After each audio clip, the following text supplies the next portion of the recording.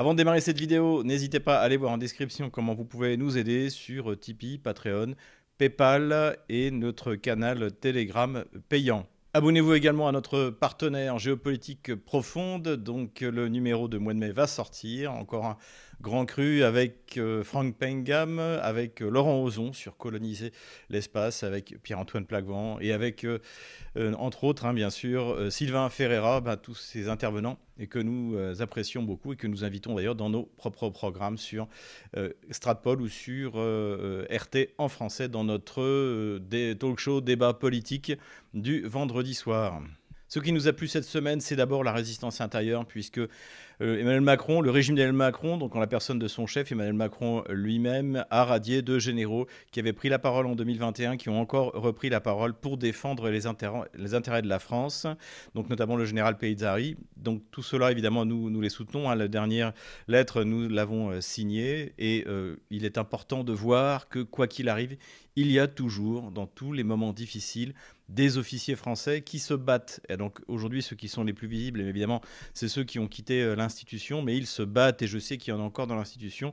Donc souvent, j'ai des discussions avec des gens un peu dépressifs parce qu'ils vivent en France. Mais moi, par exemple, qui vis en Russie, je continue à contempler. C'est le nationaliste est doué pour l'action et la contemplation.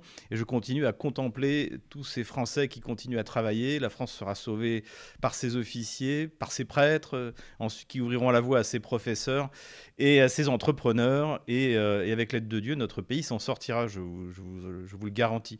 Donc il faut reprendre conscience, et notamment quand je vois ça, et quand je vois d'ailleurs la manière dont le régime réagit, surréagit en fait à ces publications donc, qui ont été commises par ces deux officiers, eh bien ça montre qu'ils ont peur, et ils ont raison d'avoir peur.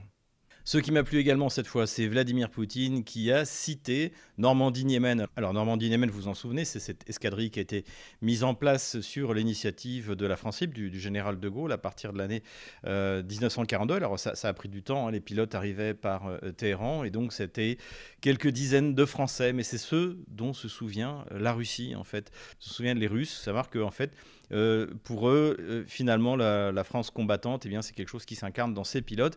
Et la France combattante, pour la Russie, pour la cause de la France, pour la cause de l'Europe, eh bien, s'appelle toujours Normandie-Niemen, puisqu'il y a une unité qui a été créée, donc notamment de dronistes ou également des combattants, donc des Français, qui se sont mis sous cet emblème. Et pourquoi est-ce que ça m'a plu ? Eh bien parce que Vladimir Poutine en a parlé. Donc Vladimir Poutine fait la différence entre le régime d'Emmanuel Macron, le régime gauchiste qui dirige la France actuellement, grâce à un coup d'État en 2017, grâce à une maîtrise, un contrôle complet des médias et de la totalité de la classe politique au sein du Parlement, eh bien malgré tout, il y a toujours de la résistance, et ceux qui sont une minorité, encore une fois, à un moment, seront un jour la majorité, seront un jour au pouvoir. Voilà, donc là aussi, raison d'espérer, et importance de savoir qu'on est reconnu. Et puis ça me fait plaisir également pour quelqu'un que j'apprécie beaucoup, qui est un authentique héros, qui est Sergueï Munier. Voilà, qui, contrairement à d'autres, ne fait pas que parler, mais également agit sur le front. Et donc, en cela, nous lui devons évidemment le respect, comme nous le devons le respect à tous ces combattants français courageux qui se battent du bon côté de la ligne de front pour la Russie, pour la France et pour l'Europe. Avant de passer aux questions macroéconomiques, n'oubliez pas que nous avons jusqu'au 9 mai une proposition spéciale pour vous, pour pouvoir ouvrir un compte en Russie et investir en Russie. Voilà, vous allez voir en description de cette vidéo, et vous pourrez trouver votre bonheur pour ceux qui souhaitent, bien évidemment, entreprendre cette démarche. Économie maintenant, et on commence par l'énergie. Le Premier ministre Shmyhal a reconnu que l'Ukraine a perdu 50% de sa capacité de production de gaz. Tout ça, rappelons-le, nous l'avons décrit, c'est la faute de Volodymyr Zelensky, qui avait pris la décision de suspendre le transit du gaz russe vers l'Europe. Donc ça a eu plusieurs conséquences qui ont été catastrophique pour le régime kievien. Déjà, la Russie, par conséquent, a commencé à s'attaquer aux infrastructures énergétiques, puisque ces tuyaux de gaz n'avaient plus d'aucune utilité. Et donc, le niveau de pression dans ces tuyaux a baissé sans le gaz russe, et donc ils sont inutilisables. Ensuite, l'Ukraine a quand même continuer à acheter du gaz russe. Cette fois, il passe par le Turkish Stream et il remonte par la Slovaquie jusqu'en Ukraine. Les Russes ont pu utiliser le tuyau vide pour s'emparer de la poche de Souja, ce qui leur a permis de liquider en un temps record ce qui restait de la présence ukrainienne dans la région de Koursk. Et puis, donc, l'ultime problème, c'est que désormais, l'Ukraine doit importer plus de 6 milliards de mètres cubes pour cet hiver et ça va être, a priori, du gaz russe. Donc, ce que nous avions en fait expliqué dès le mois de janvier a été confirmé. Économie française maintenant et l'Agence de lutte contre la corruption a annoncé que les cas de corruption avaient été multipliés par 2 en 8 ans, passant de 167 à 324. Alors c'est quelque chose d'assez important parce qu'en fait finalement la Russie a suivi la voie exactement inverse. Une des grandes réussites de Vladimir Poutine, notamment grâce à la numérisation, c'était d'enlever la corruption au sein des services publics, je dirais, pour obtenir un passeport, un document, les amendes également. Tout est maintenant automatisé. Et c'était le projet de Dimitri Medvedev à l'époque, quand il était, je crois, encore Premier ministre, qui avait dit nous mettrons un ordinateur entre le fonctionnaire qui risque d'être corrompu et le citoyen russe. Et c'est vrai qu'à l'époque, moi j'ai connu cette Russie-là, je suis arrivé il y a 25 ans, dès que vous avez une démarche à faire, c'était tellement le bazar que vous étiez prêt à payer pour que quelqu'un fasse la queue à votre place, etc. Tout ça aujourd'hui se règle grâce à l'application Gossuslogi.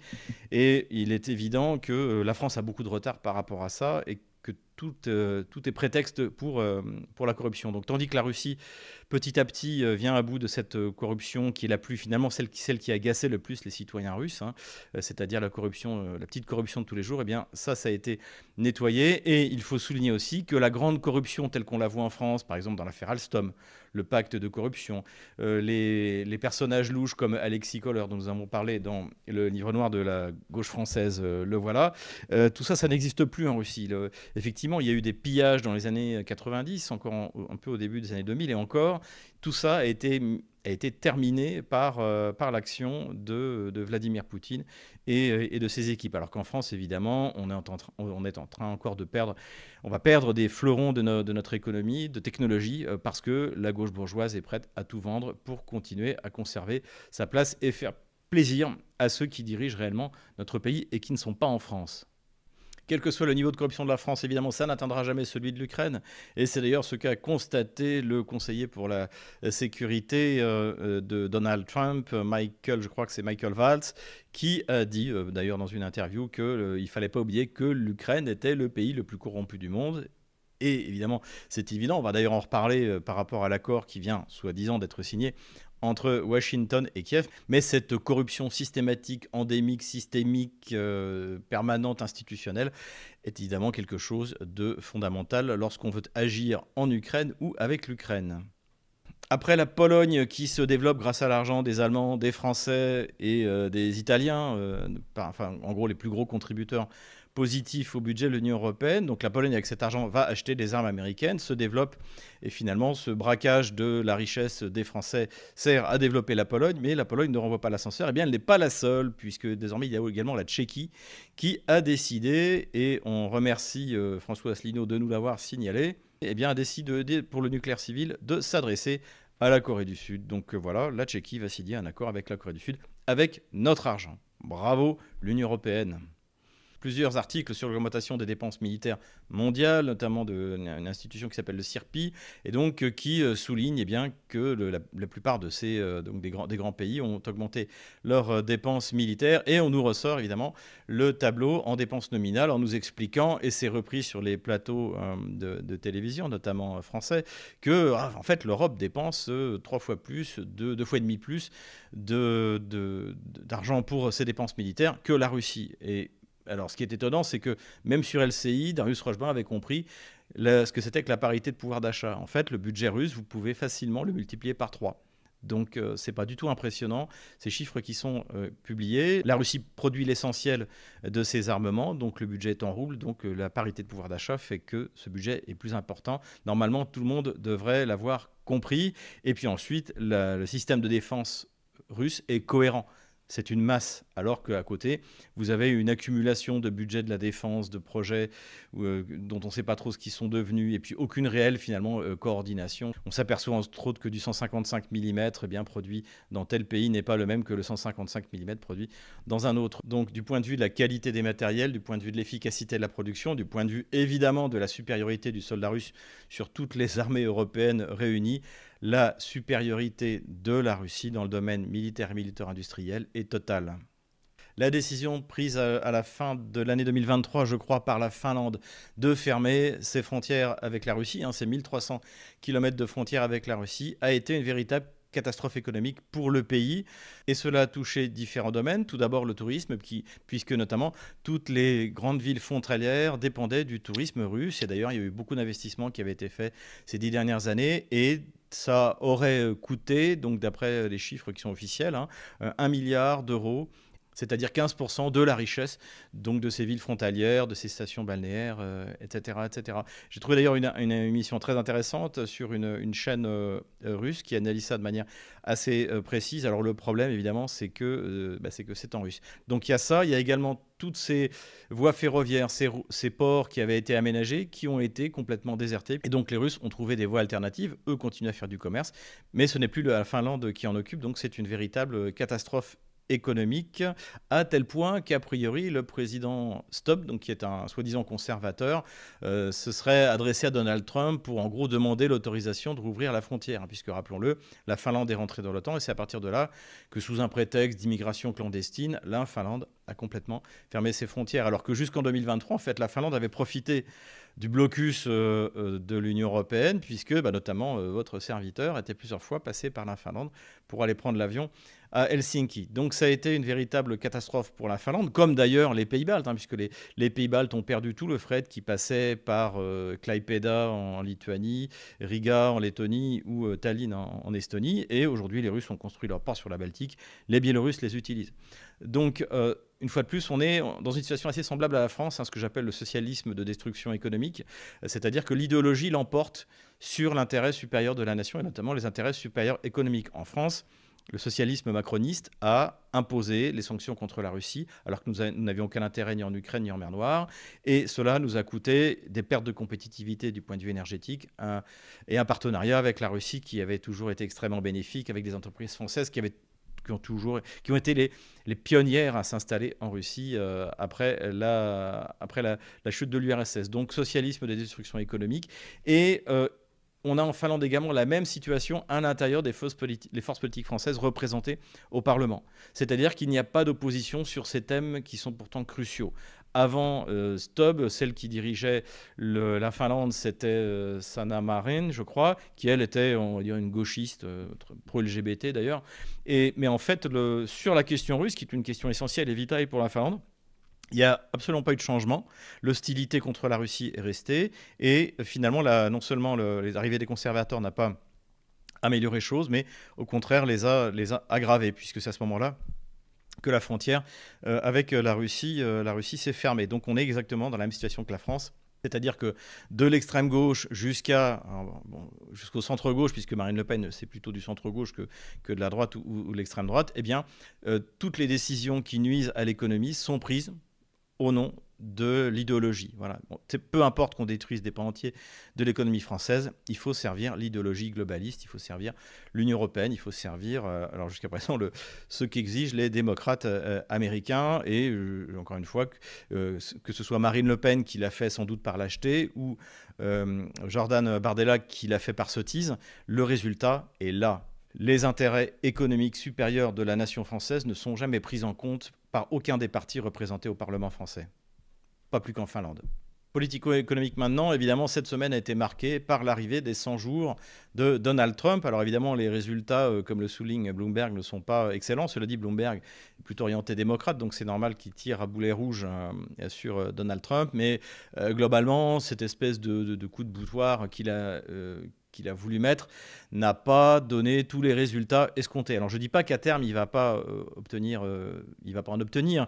D'ailleurs je pense que de toute manière, étant donné la situation extrêmement grave de l'économie américaine, il a non plus pas trop le choix. je pense que d'ailleurs, il va réussir à faire plier pas mal de pays, notamment ce qu'il fait sur Panama. Alors c'est du néocolonialisme, hein, c'est quasiment l'opération qu'on avait fait avec l'Angleterre et Israël à Suez en 1956, hein, c'est pareil. Mais globalement, bah, il a fonctionné, que Panama a plié, et je ne pense pas que les Chinois aient les capacités de s'y opposer. Enfin, en tout cas, on verra bien. Mais dans l'ensemble, je pense que son gros échec, du point de vue économique, c'est surtout avec la Chine. Et ça, je vous renvoie encore une fois aux travaux de Laurent Michelon, c'est-à-dire la sous-estimation de la puissance chinoise en matière de haute technologie, en matière de production de microélectronique. Le fait que depuis 8 ans, la Chine se prépare finalement à ce que veut imposer Donald Trump. Donc on a vu des reculs d'ailleurs sur beaucoup de produits de microélectronique. Et puis, mal conseillé aussi sur la manière, encore une fois, de parler aux Chinois. On ne parle pas aux Chinois comme à Emmanuel Macron, hein. On l'a vu d'ailleurs à Rome. Donald Trump a envoyé balader Emmanuel Macron. Bah, Emmanuel Macron, il n'a rien dit. Il s'est soumis. C'est la gauche éternelle, hein. C'est la défaite et la collaboration, comme disait le général de Gaulle, l'attelage de la défaite et de la collaboration. Donc, quand il parlait de Laval, Pétain et Henriot, là, c'est pareil. On peut parler à Emmanuel Macron comme un chien quand on est Donald Trump. On ne peut pas parler à Xi Jinping ou à Poutine comme un chien. Alors. Et malheureusement, c'est ce qu'il a fait. Donc, il y a plusieurs erreurs de forme. Après, c'est de toute manière, encore une fois, il n'a pas le choix, étant donné l'état de l'économie américaine. Et je souhaite sincèrement qu'il réussisse et qu'il trouve avec ses partenaires économiques, y compris européens, alors pas avec l'Union européenne, mais avec les nations européennes, eh bien, des compromis qui soient acceptables par tous. En tout cas, pour l'instant, les résultats ne sont pas là. Du point de vue diplomatique, c'est un peu plus nuancé. Alors, on va parler de l'Ukraine, mais d'abord, on va parler d'autres dossiers sur lesquels je pense qu'il a eu quelques succès. Grâce à Witkoff, il a tordu le bras Netanyahou. Il y a eu une trêve. Bien sûr, aujourd'hui, la trêve n'a plus cours et Netanyahou a repris ses opérations de nettoyage ethnique de la bande de Gaza. Mais cela dit, étant donné la dépendance de l'armée ukrainienne vis-à-vis des approvisionnements américains, il a de quoi faire pression. Je pense qu'on est également sur la bonne voie en ce qui concerne ce qui se passe en République démocratique du Congo, puisque Rubio a forcé un accord avec le Rwanda. Et enfin, comme l'a très bien souligné d'ailleurs Sylvain Ferreira dans sa dernière vidéo, en tordant le bras de cet État voyou qu'est le Rwanda. Donc là-dessus, on est également sur des choses assez positives. Sur l'Ukraine, et là c'est plus délicat. Alors, au moment où j'écris cette vidéo, la signature de l'accord sur l'exploitation des ressources, des matières premières ukrainiennes, j'ose même pas dire des terres rares, parce qu'en fait, je pense pas qu'il y en ait tellement d'exploitables en Ukraine, mais donc l'exploitation des ressources a été signée par une obscure ministre des économies à Washington. L'accord devrait passer à la Rada. En fait, ça n'engage sur pas grand-chose, mais c'est un accord. Et donc, au bout de 100 jours, Donald Trump, et je suis content pour lui, va pouvoir dire qu'il est parvenu à un accord avec Vladimir Zelensky, ou plutôt avec son équipe, parce que visiblement, Donald Trump, pas plus que Vladimir Poutine, n'a confiance dans la signature de Zelensky. Voilà un peu pour ce qui est des choses. Rapidement, on revient encore sur nos scénarios vis-à-vis de l'Ukraine. Donc j'écarte complètement celui où Donald Trump se remettrait à financer la guerre en Ukraine. Ça, vraiment, je pense que il n'en est plus question. Il reste donc deux scénarios. Le premier, c'est celui auquel je croyais le moins, c'est-à-dire il arrive à tordre le bras de Zelensky. Zelensky accepte notamment finalement de renoncer à certaines parties du territoire ukrainien. Alors, de jure ou de facto, je ne sais pas exactement. J'ai quand même beaucoup de mes contacts ici qui me disent que c'est quelque chose de tout à fait possible. Donc moi, j'y croyais pas trop. C'est toujours mon deuxième scénario, mais visiblement, l'état de l'armée ukrainienne est peut-être encore plus mauvais que ce que j'imaginais. Et donc finalement, il y aurait plus trop le choix. Voilà. Donc c'est un scénario qui, je dirais, monte un peu en gamme. Cela dit, dans la mesure où Trump a signé plus ou moins cet accord avec Zelensky, avec son équipe, il peut dire qu'il a eu une réussite. Et finalement, trouver un accord comme ça en tordant le bras pour mettre fin à la guerre, est moins important. Son représentant pro-ukrainien, il y a deux représentants de Trump, rappelons, il y a Witkoff qui est plutôt pro-russe, et il y a Kellogg, le général Kellogg qui est plutôt pro-ukrainien, a dit que l'Ukraine était tombée d'accord avec l'Union européenne sur 22 conditions. Bon, on ne les connaît pas trop, on ne sait pas trop, il y a beaucoup de déclarations en ce moment, notamment dans la presse, faut tout prendre avec des pincettes, mais l'idée que Trump aura réussi à tordre le bras de Zelensky n'est pas impossible. Et le premier scénario que je privilégie quand même toujours, c'est le retrait de Washington de la négociation. C'est d'ailleurs la menace clairement émise par le porte-parole du département d'État américain, des affaires étrangères américaines, qui a déclaré que s'il n'y avait pas d'accord, eh bien, l'Amérique se retirerait. Et c'est encore là le scénario que je privilégie, parce que si Zelensky accepte cet accord, c'est sa fin. Et c'est la fin de son équipe. C'est d'ailleurs ce qu'on lit de plus en plus dans la presse anglo-saxonne, notamment dans Politico, qui explique qu'évidemment, si Zelensky signe ça, c'est pour lui, c'est synonyme de la fin. En tout cas, la perspective d'abandonner tout ou partie des territoires temporairement est de plus en plus dans l'air de temps, y compris à Kiev, puisqu'on a vu le maire de Kiev, Vitaly Klitschko, qui est le seul de la bande des trois de Maïdan, si vous vous souvenez, à avoir encore une fonction politique. Donc comme maire de Kiev, il n'est pas si mal, d'ailleurs, faut être honnête. Il est assez populaire, même si de temps en temps, il fait des déclarations un peu idiotes. Donc c'est un ancien boxeur, il est assez populaire. Et lui, il a dit qu'effectivement, il faudrait peut-être abandonner, dans une interview qu'il a donnée à la BBC, je crois, une partie des territoires ukrainiens, même temporairement. Vitaly Klitschko, donc son mouvement de politique s'appelle Udar, ce qui veut dire le coup, parce que c'est un boxeur, est lié à la CDU, le parti donc allemand des chrétiens démocrates, donc de Friedrich Merz, qui devrait officiellement arriver comme chancelier dans les semaines qui viennent. Donc si jamais Klitschko dit ça, c'est aussi parce que visiblement la CDU le lui a demandé à garder ça, bien sûr, dans un coin de la tête. En tout cas, en ce qui concerne l'Allemagne, pour l'instant, la position de Berlin est toujours extrêmement dure et belliciste, que ce soit par le ministre de la Défense actuel, Pistorius, ceux qui sont pressentis pour travailler avec Merz. Merz lui-même, les déclarations sont extrêmement agressive. Visiblement, l'Allemagne veut, en tout cas au moins du point de vue politique, occuper une place dominante, ce qu'elle peut faire du point de vue économique. Et là, on voit notre pauvre petit Macron qui essaie, avec son économie au bord de la banqueroute et son armée réduite à la peau de chagrin, d'essayer de présenter, d'entretenir l'illusion d'un leadership européen de sa part. Voilà, tout ça n'est pas très sérieux, évidemment, quand on voit l'état de notre malheureux pays. Politico-diplomatique toujours, conflit Inde-Pakistan. Là aussi, je rejoins la position de Sylvain Ferreira. Je crois, comme le général Lucien Poirier, qui est un des théoriciens de la dissuasion française, à la vertu rationalisante de l'atome, c'est-à-dire que je pense que ces deux puissances nucléaires, donc qui possèdent quelques centaines, un peu comme la France, autour de 200-300 ogives, nucléaires ne se feront pas une guerre à mort, et que ce conflit qui a démarré parce que des islamistes ont tué des non-musulmans explicitement, puisqu'ils ont vérifié leur religion avant de les tuer, dans une zone touristique dans le Cachemire. Je pense que même s'il y a des échanges de tirs d'artillerie, de coups de feu, même des morts dans cette zone-là, entre l'armée pakistanaise et l'armée indienne, ça n'ira pas plus loin. Et encore une fois, je partage l'analyse de Sylvain Ferreira, c'est-à-dire que c'est un coup des services secrets pakistanais qui, pour compenser l'instabilité politique à l'intérieur du pays, ont décidé de créer un incident pour unir les Pakistanais autour du gouvernement actuel, dont la légitimité pourrait largement être remise en cause. Dernière nouvelle politico-diplomatique, rapprochement entre les nationalistes bulgares et le parti donc, de Vladimir Poutine, Russie Unie, le parti gouvernemental. Et une fois de plus, on voit que dans toute l'Europe, en tout cas d'Europe de l'Est, tous les partis nationalistes désormais s'orientent autour de Moscou. On l'a vu ça en Roumanie avec Călin Georgescu. On voit ça en Bulgarie, on voit ça bien entendu en Serbie, on voit ça en Allemagne. On voit ça en Slovaquie et il y a également, a priori, des perspectives en Tchéquie. Donc tout ça est extrêmement positif et finalement se crée autour de Moscou une contre-union européenne anti-woke, anti-globaliste. Et ça, c'est une excellente chose. Donc le vice-président du parti et de l'Assemblée populaire de la République, Tsontcho Ganev, s'est rendu à Moscou et a signé un accord avec le secrétaire du Conseil général, Vladimir Yakouchev, donc secrétaire du Conseil général du parti Russie Unie. L'objectif, évidemment, c'est l'élection présidentielle de l'automne 2026. Alors évidemment, nous sommes à l'intérieur de l'Union européenne, donc ce n'est pas les électeurs de ces pays d'Europe de l'Est qui décident de leur président. Généralement, c'est la Commission européenne ou le régime de Paris d'Emmanuel Macron, comme ça a été le cas pour la Roumanie.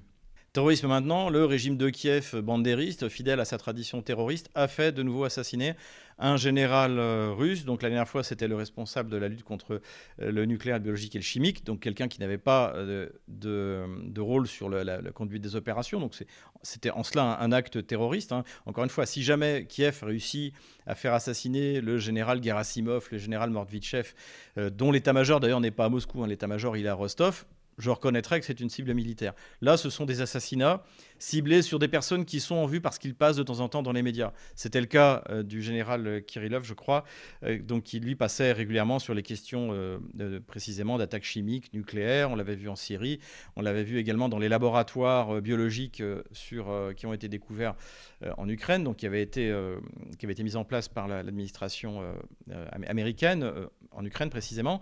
Et donc là, c'est pareil, c'est un général donc, qui s'appelle Yaroslav Moskalik qui passait régulièrement dans les médias. Donc il est chef adjoint à la direction générale opérationnelle de l'état-major. Bon, encore une fois, il n'avait aucune responsabilité sur la conduite des opérations. Et il y a beaucoup de généraux en Russie et c'est très compliqué de tous les protéger. Cela dit, on peut estimer que c'est une erreur des services de sécurité russes de l'avoir sous-estimé.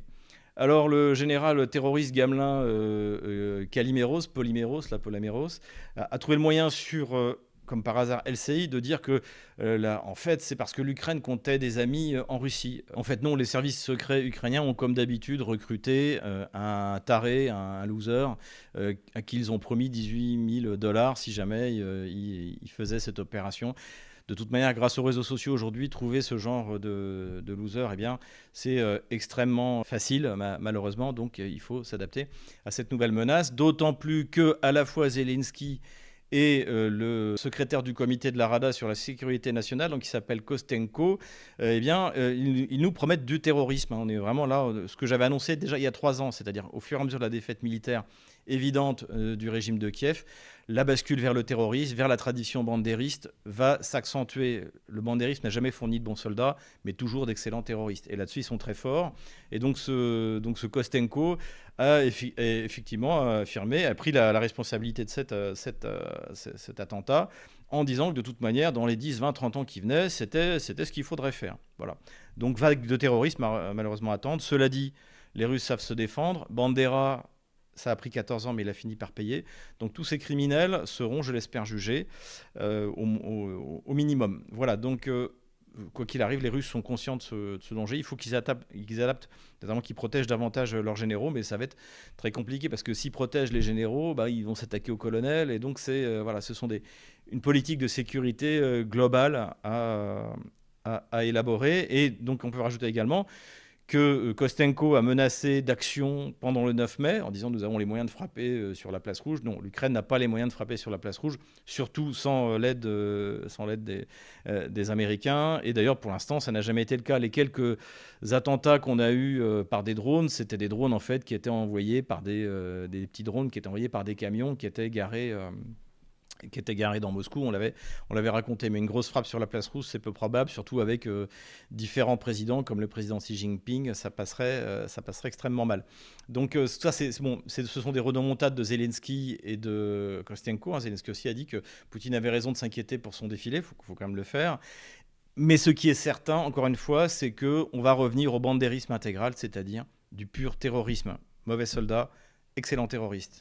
Et ce terrorisme pourra s'étendre sur toute la Russie, puisque notamment il y a eu une tentative qui a échoué. D'ailleurs, parce que les débiles mentaux que les services secrets ukrainiens avaient recrutés se sont fait exploser en préparant leur charge. Et c'est à Khanty-Mansiysk, en Sibérie. Donc on voit que le but, c'est de recruter, grâce aux réseaux sociaux, tous ces losers à qui vous allez promettre quelques milliers de dollars qui vont aller poser une bombe quelque part contre un militaire, contre un centre de recrutement de l'armée, etc., etc. Mauvaise semaine pour l'aviation otano-kievienne. D'abord, le Kiev a perdu un Sukhoi 27. Alors la thèse la plus vraisemblable, c'est une nouvelle fois, comme pour le F-16 il y a quelques mois, que ce soit la DCA, la défense antiaérienne ukrainienne, qui a abattu elle-même cet avion. Donc il aurait été abattu au sud de la région de Tcherkassy dans une opération d'interception de missiles russes. Donc cette destruction a été reconnue par Kiev, ce qui fait que depuis le début d'année, les Kieviens, alors qu'ils en utilisent très peu, ont perdu plus d'avions que les Russes. Les Russes ont perdu un Sukhoi 25, un avion d'attaque au sol, tandis que les Kieviens ont perdu un F-16 avec un tir de missile russe et un Sukhoi 27 a priori par leur propre DCA, comme le premier F-16 d'ailleurs qu'ils avaient perdu en 2024. Et puis l'armée américaine, la Navy, a également perdu un Super Hornet 18 a priori à cause d'une manœuvre brutale du porte-avions suite à un tir de Ansar Allah, donc les fameux outils qui visiblement n'ont pas du tout l'intention d'arrêter leurs opérations contre la marine américaine, contre Israël, tant que le massacre de Gaza continuera.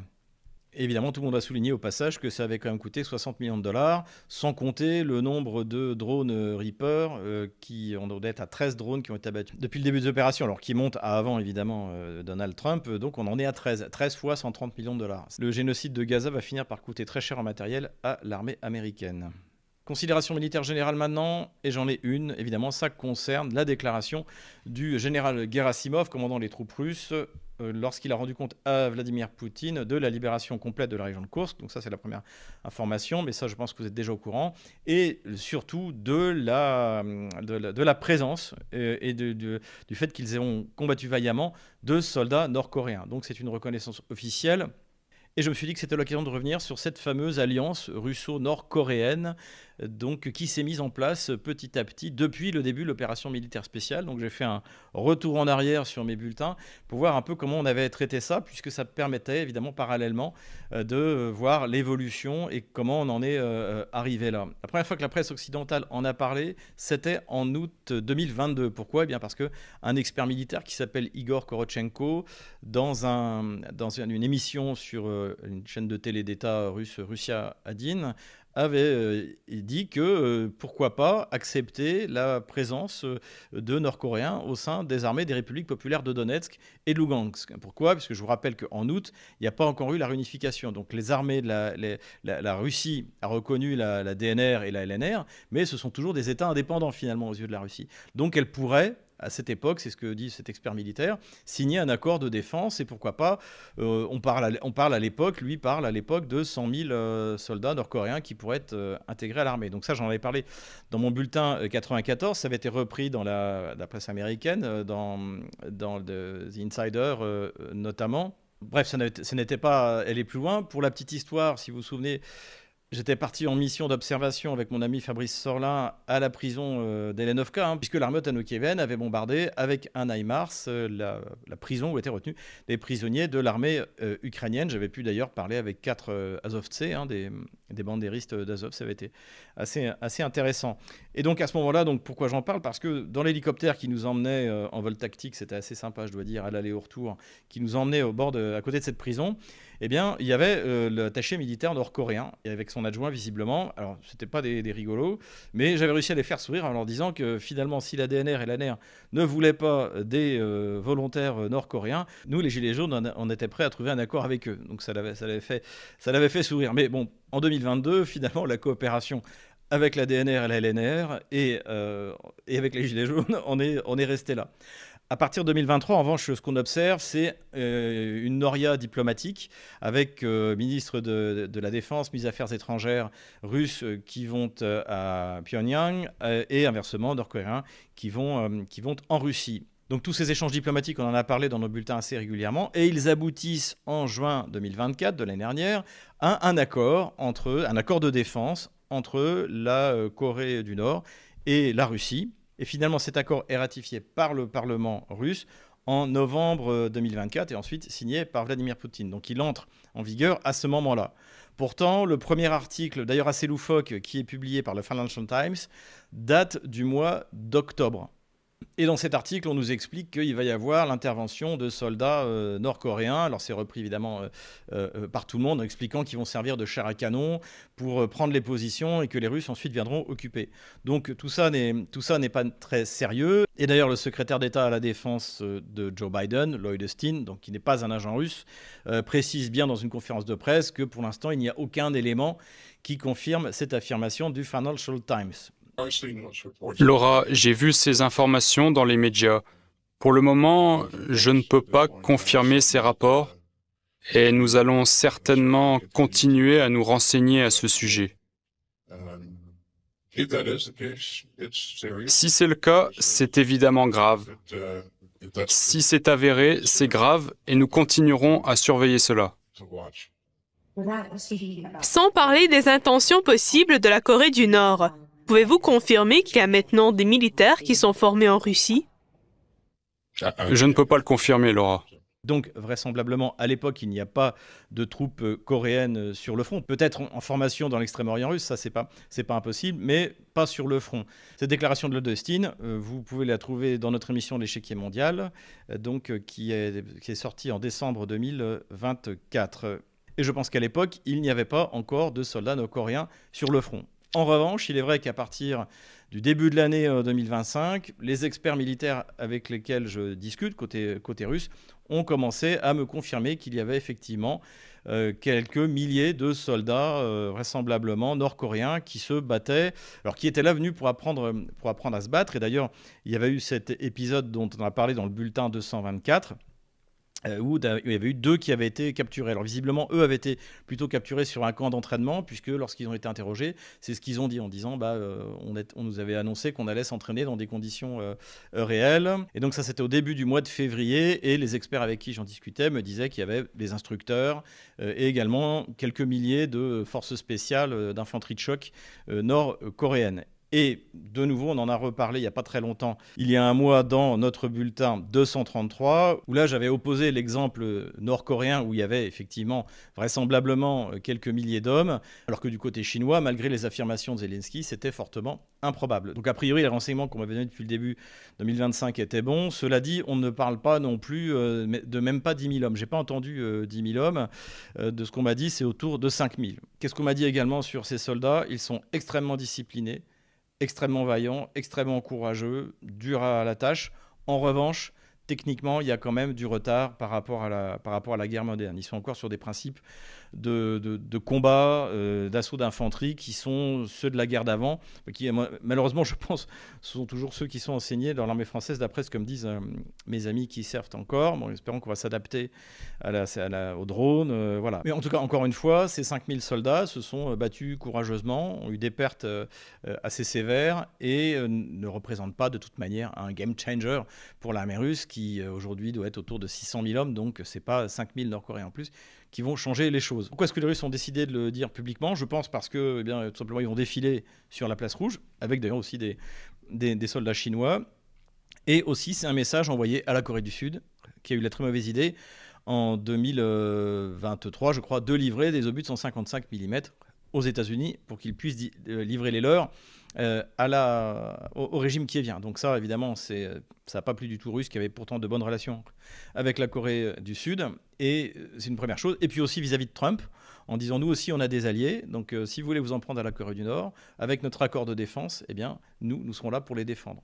Donc c'est un geste quand même très fort qui a été fait. Et donc du point de vue diplomatique, c'est particulièrement bien joué.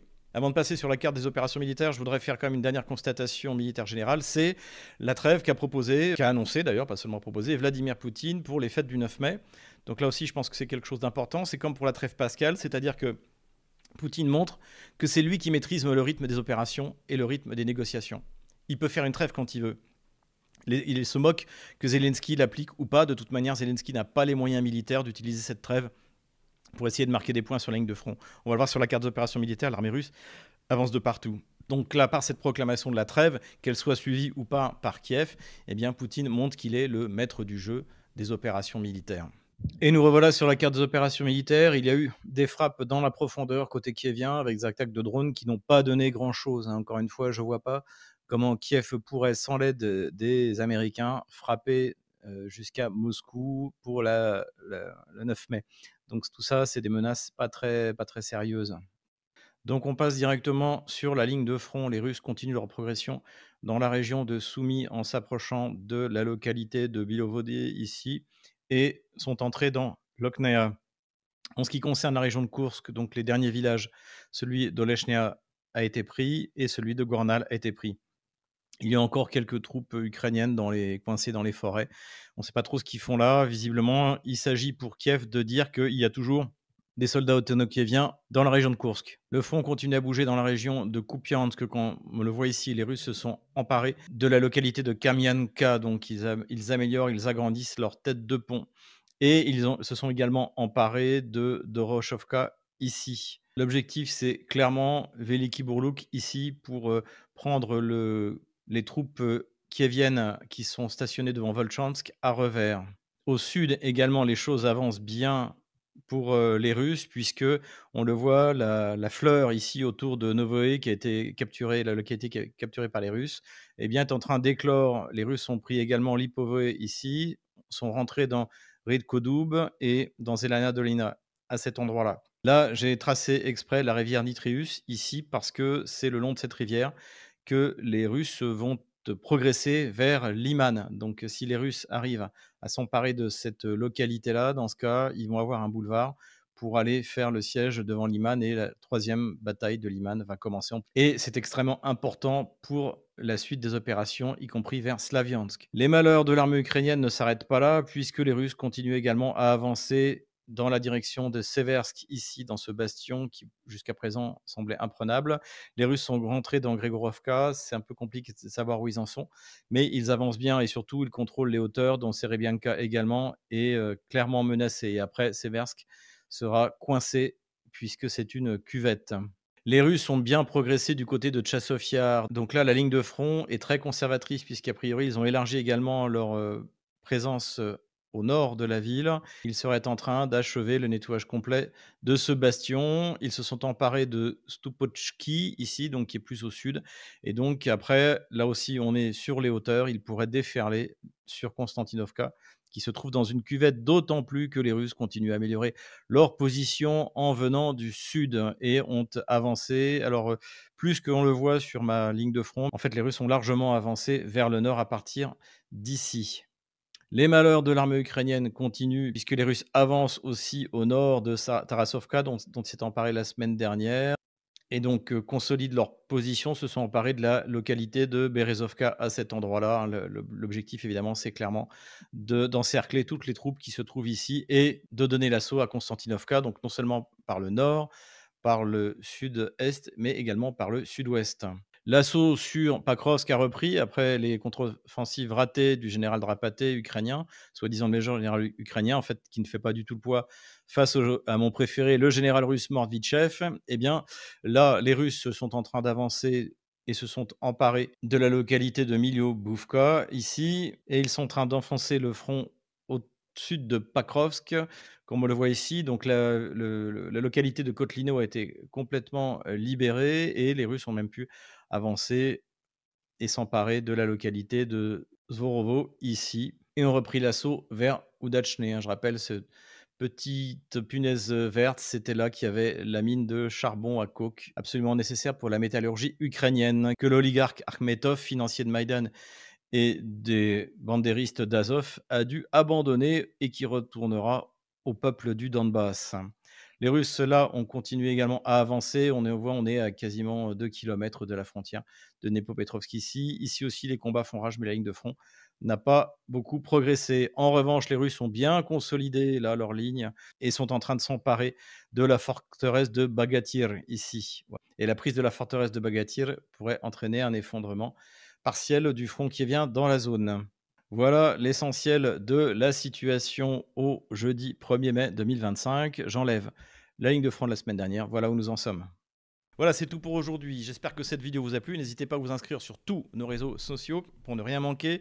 La semaine prochaine, le bulletin sera sans doute publié à partir de Donetsk, puisque j'y serai pour l'opération humanitaire avec mon ami Nicolas Mirkovitch. Donc n'hésitez pas d'ailleurs à contribuer à l'action de l'association Ouest-Est qui agit depuis 2014 dans le Donbass. Hein. Nicolas Mirkovitch était en 2014. Il m'a invité en novembre 2015, c'est la première fois que j'y suis allé. J'y avais d'ailleurs rencontré mon ami Laurent Braillard. Et nous avons agi, nous avons fait tout ce que nous pouvions pour essayer d'adoucir un peu les conditions de vie d'une partie de la population. Voilà, n'hésitez pas à nous donner un petit coup de main. Je sais que vous êtes souvent sollicités, mais ça vaut la peine.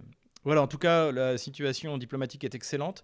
Économique pour la Russie également. Et puis sur le front, eh bien, comme on le voit, toute la ligne de front est en train de vibrer et de se déplacer dans la bonne direction sous les coups de boutoir de l'armée russe.